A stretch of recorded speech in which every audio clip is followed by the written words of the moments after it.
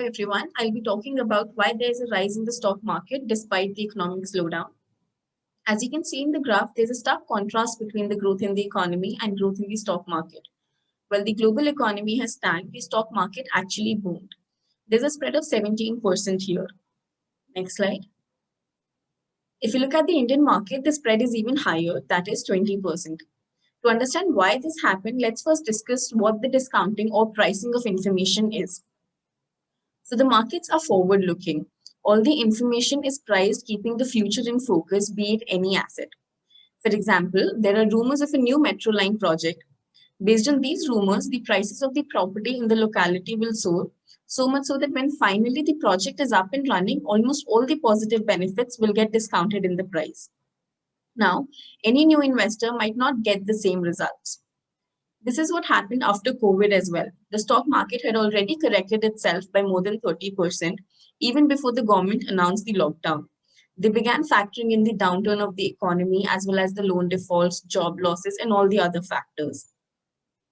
On 23rd March, 2 days before the lockdown, the Sensex had closed at 25,981 points. However, soon after the Sensex showed a spectacular bull run and now it has crossed 50,000.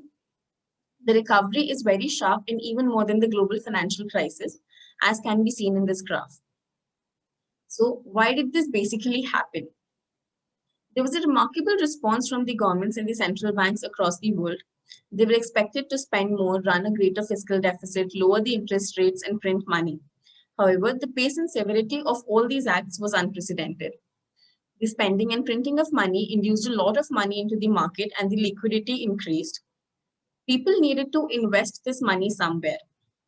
Interest rate becomes an important factor in determining the stock values here. As all the other asset options were not very lucrative and the interest rates were also at a historic low, equity became the beneficiary. Apart from this, the increased fiscal deficit implied higher spending from the government, which helped kickstart the growth in the economy. There was a rally of positive news flows on the development of vaccine. The outcome of the US presidential election fueled FPI flows into the market. The stability in the US politics gave a sense of improvement in the geopolitical environment and trade relations. And the Biden's proposed stimulus of $1.9 trillion kept the market sentiments very strong. The corporate earnings were also very positive and a lot of optimism came from the budget 2021 as well. All this led to an increase in the Sensex as can be seen here. There has been a 24% increase in Sensex in 1 year alone. Now, who is investing in the stock market? Data shows that foreign portfolio investors are taking medium to long-term positions in the Indian market. They had pumped in a net of 42,000 crores in November alone. In fact, FPI inflows are set to be the highest ever. Next slide. Next slide. For the financial year 21, it had already reached 1,38,107 crores. The case was similar in financial year 2013, when, at the time of global financial crisis, when it had reached 1,40,032 crores. On the other hand, if you look at the domestic investors, they have been very busy booking profits amid the sharp rise in the markets. Even the institutional investors like mutual funds had pulled out a net flows of 30,000 crores in November itself. Now, the most important question is, are the stock market in a bubble?